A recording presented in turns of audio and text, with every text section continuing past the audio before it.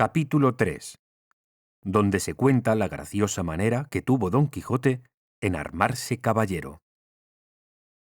Y así, fatigado de este pensamiento, abrevió su venteril y limitada cena, la cual, acabada, llamó al ventero y encerrándose con él en la caballeriza, se hincó de rodillas ante él, diciéndole: «No me levantaré jamás de donde estoy, valeroso caballero, fasta que la vuestra cortesía me otorgue un don que pedirle quiero, el cual redundará en alabanza vuestra y en pro del género humano».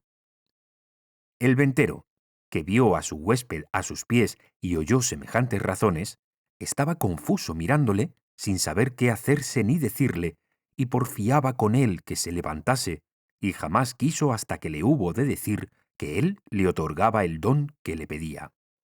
«No esperaba yo menos de la gran magnificencia vuestra, señor mío», respondió Don Quijote.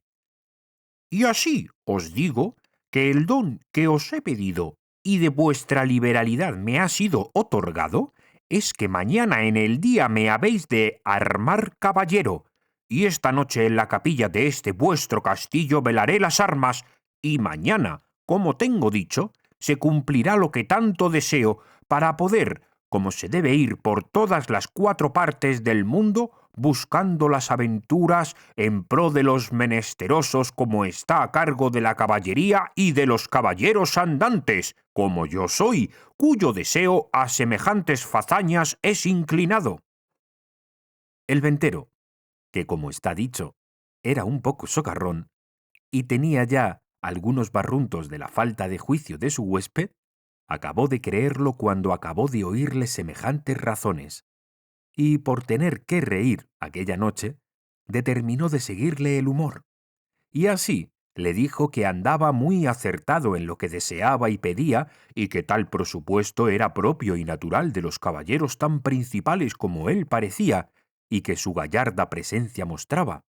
y que él, asimismo, en los años de su mocedad, se había dado a aquel honroso ejercicio andando por diversas partes del mundo buscando sus aventuras, sin que hubiese dejado los percheles de Málaga, islas de Riarán, Compás de Sevilla, Azoguejo de Segovia, La Olivera de Valencia, Rondilla de Granada, Playa de Sanlúcar, Potro de Córdoba y las Ventillas de Toledo, y otras diversas partes donde había ejercitado la ligereza de sus pies y sutileza de sus manos, haciendo muchos tuertos, recuestando muchas viudas, deshaciendo algunas doncellas, y engañando a algunos pupilos, y finalmente dándose a conocer por cuantas audiencias y tribunales hay en casi toda España, y que a lo último se había venido a recoger a aquel su castillo, donde vivía con su hacienda y con las ajenas, recogiendo en él a todos los caballeros andantes de cualquier calidad y condición que fuesen, sólo por la mucha afición que les tenía y porque partiesen con él de sus haberes en pago de su buen deseo. Díjole también que en aquel su castillo no había capilla alguna donde poder velar las armas, porque estaba derribada para hacerla de nuevo, pero que en caso de necesidad él sabía que se podían velar donde quiera y que aquella noche las podría velar en un patio del castillo, que a la mañana siguiente, siendo Dios servido, se harían las debidas ceremonias de manera que él quedase armado caballero,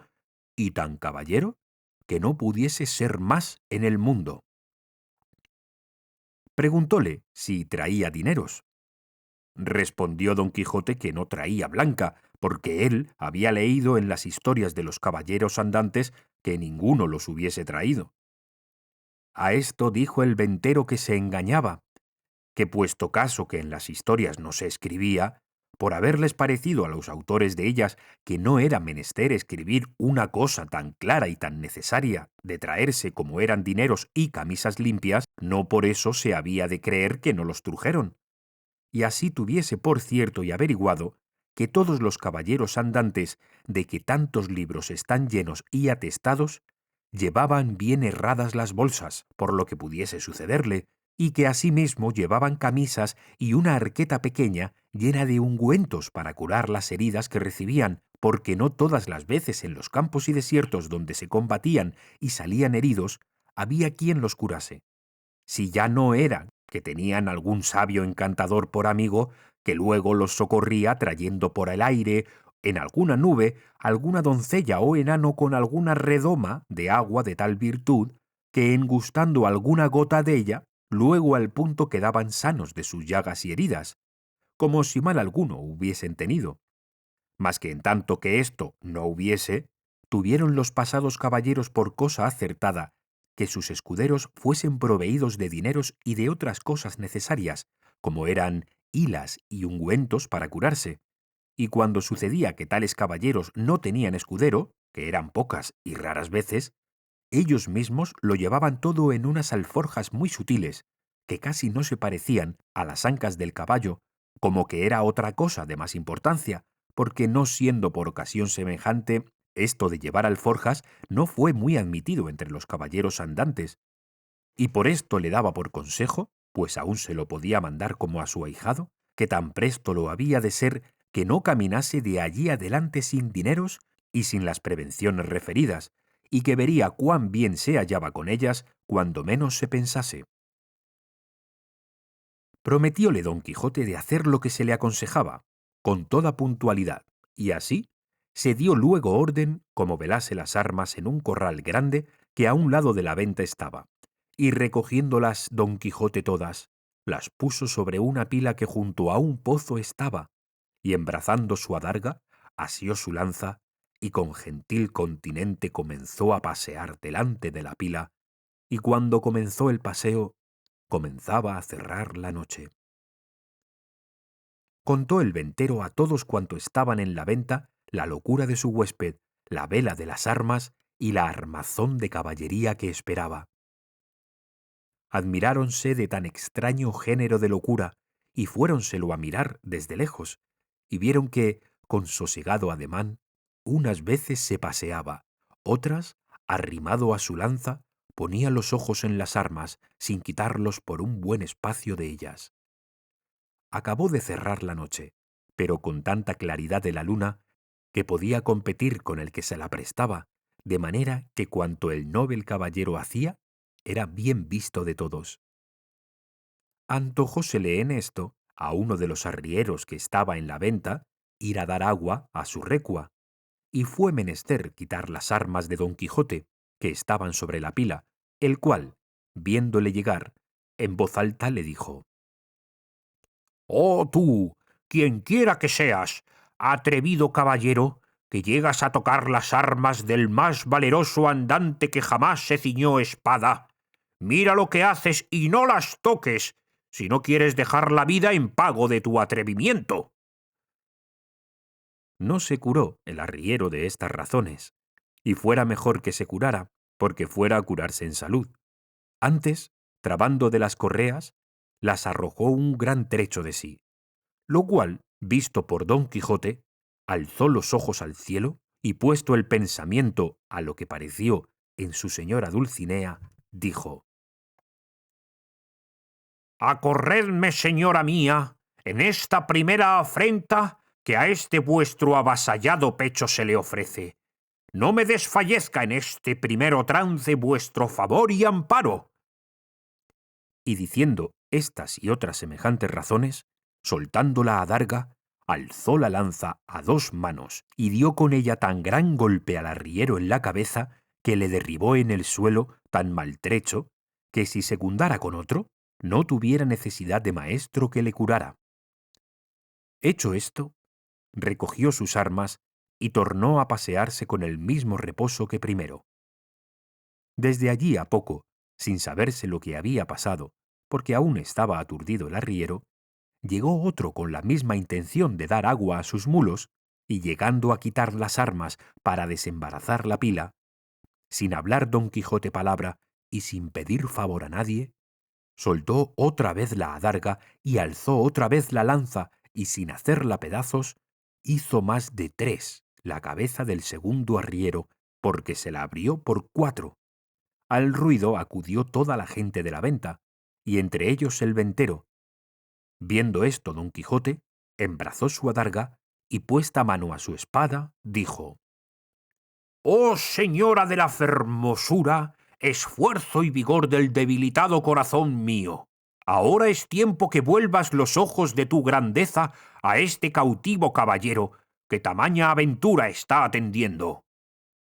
Con esto, cobró a su parecer tanto ánimo que si le acometieran todos los arrieros del mundo, no volviera el pie atrás. Los compañeros de los heridos, que tales los vieron, comenzaron desde lejos a llover piedras sobre Don Quijote, el cual, lo mejor que podía, se reparaba con su adarga y no se osaba apartar de la pila por no desamparar las armas. El ventero daba voces que le dejasen, porque ya les había dicho cómo era loco, y que por loco se libraría, aunque los matase a todos. También Don Quijote las daba mayores, llamándolos de alevosos y traidores, y que el señor del castillo era un follón y mal nacido caballero, pues de tal manera consentía que se tratasen los andantes caballeros, y que si él hubiese recibido la orden de caballería, que él le diera a entender su alevosía. «Pero de vosotros, soez y baja canalla, no hago caso alguno. Tirad, llegad, venid y ofendedme en cuanto pudiéredes, que vosotros veréis el pago que lleváis de vuestra sandez y demasía». Decía esto con tanto brío y denuedo que infundió un terrible temor en los que le acometían, y así por esto, como por las persuasiones del ventero, le dejaron de tirar, y él dejó retirar a los heridos y tornó a la vela de sus armas con la misma quietud y sosiego primero. No le parecieron bien al ventero las burlas de su huésped, y determinó abreviar y darle la negra orden de caballería luego, antes que otra desgracia sucediese. Y así, llegándose a él, se desculpó de la insolencia que aquella gente baja con él había usado, sin que él supiese cosa alguna, pero que bien castigados quedaban de su atrevimiento. Díjole, como ya le había dicho, que en aquel castillo no había capilla, y para lo que restaba de hacer tampoco era necesaria, que todo el toque de quedar armado caballero consistía en la pescozada y en el espaldarazo, según él tenía noticia del ceremonial de la orden, y que aquello en mitad de un campo se podía hacer, y que ya había cumplido con lo que tocaba al velar las armas, que con solas 2 horas de vela se cumplía, cuanto más que él había estado más de 4. Todo se lo creyó Don Quijote, y dijo que él estaba allí pronto para obedecerle, y que concluyese con la mayor brevedad que pudiese, porque si fuese otra vez acometido y se viese armado caballero, no pensaba dejar persona viva en el castillo, exceto aquellas que él le mandase, a quien por su respeto dejaría. Advertido y medroso de esto el castellano, trujo luego un libro donde asentaba la paja y cebada que daba a los arrieros, y con un cabo de vela que le traía un muchacho, y con las 2 ya dichas doncellas, se vino a donde Don Quijote estaba, al cual mandó hincar de rodillas, y leyendo en su manual, como que decía alguna devota oración, en mitad de la leyenda alzó la mano y dióle sobre el cuello un buen golpe, y tras él, con su mesma espada, un gentil espaldarazo, siempre murmurando entre dientes, como que rezaba. Hecho esto, mandó a una de aquellas damas que le ciñese la espada, la cual lo hizo con mucha desenvoltura y discreción, porque no fue menester poca para no reventar de risa a cada punto de las ceremonias. Pero las proezas que ya habían visto del noble caballero les tenían la risa a raya.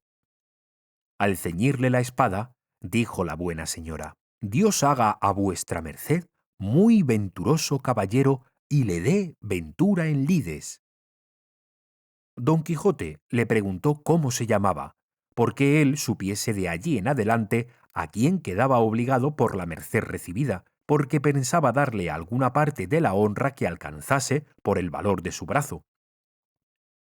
Ella respondió con mucha humildad que se llamaba La Tolosa, y que era hija de un remendón, natural de Toledo, que vivía en las tendillas de Sancho Bienaya, y que dondequiera que ella estuviese le serviría y le tendría por señor.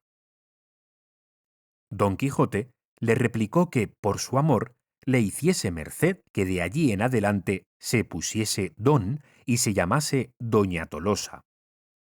Ella se lo prometió, y la otra le calzó la espuela, con la cual le pasó casi el mismo coloquio que con la de la espada.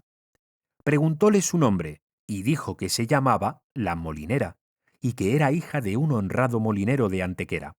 a la cual también rogó don Quijote que se pusiese don y se llamase Doña Molinera, ofreciéndole nuevos servicios y mercedes. Hechas, pues, de galope y aprisa las hasta allí nunca vistas ceremonias, no vio la hora don Quijote de verse a caballo y salir buscando las aventuras, y ensillando luego a Rocinante, subió en él, y abrazando a su huésped, le dijo cosas tan extrañas, agradeciéndole la merced de haberle armado caballero, que no es posible acertar a referirlas. El ventero, por verle ya fuera de la venta, con no menos retóricas, aunque con más breves palabras, respondió a las suyas, y sin pedirle la costa de la posada, le dejó ir en buena hora.